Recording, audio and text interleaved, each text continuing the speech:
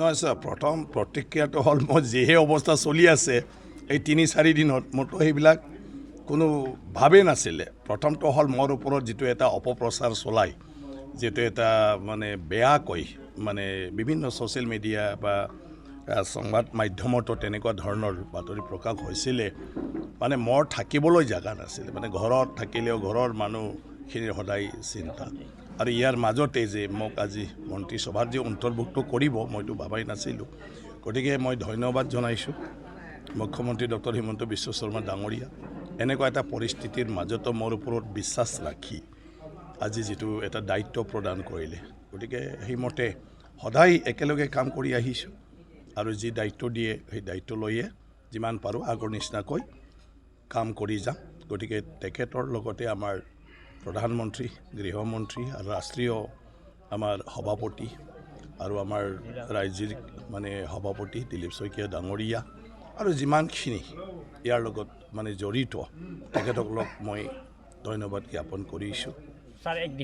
আমাৰ মুখ্যমন্ত্ৰী ডাঙৰীয়াৰ যিটো সপোন, অসম আৰু অসমৰ জনগণক আগুৱাই লৈ যোৱা আৰু দেশৰ ভিতৰতে আমি যাহাতে বিভিন্ন ক্ষেত্ৰত আনৰ দ্বাৰা সদায়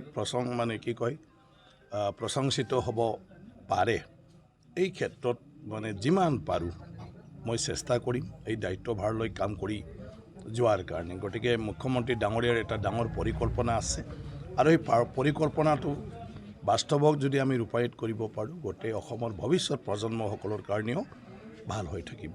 সমষ্টিৰ প্ৰব্লেমটো বিধায়ক হিচাপে মোৰ দায়িত্ব আছে আৰু মন্ত্ৰী হিচাপে ৰাজ্যখনৰ মানে দায়িত্বটো আছে যে যি বিভাগৰ দায়িত্ব দিয়ে লগতে ৰাজ্যৰ মানে চব জিলা, চব জেগা, চব সমষ্টিতে যাহাতে সেই কামটো ভালদৰে ৰূপায়ণ কৰিব পাৰে।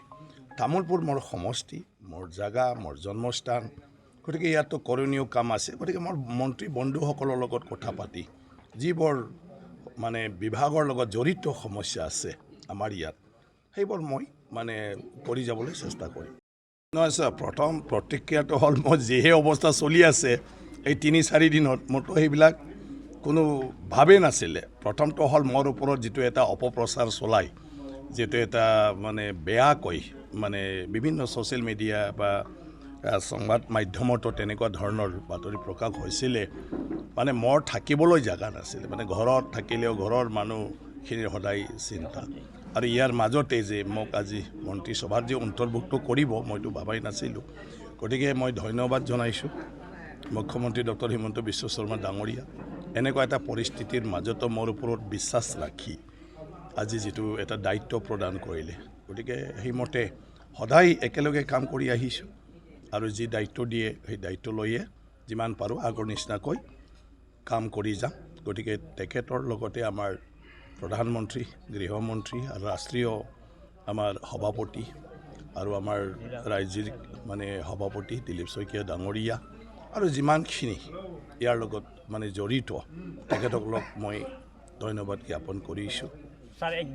আমাৰ মুখ্যমন্ত্ৰী ডাঙৰীয়াৰ যিটো সপোন, অসম আৰু অসমৰ জনগণক আগুৱাই লৈ যোৱা আৰু দেশৰ ভিতৰতে আমি যাহাতে বিভিন্ন ক্ষেত্ৰত আনৰ দ্বাৰা সদায়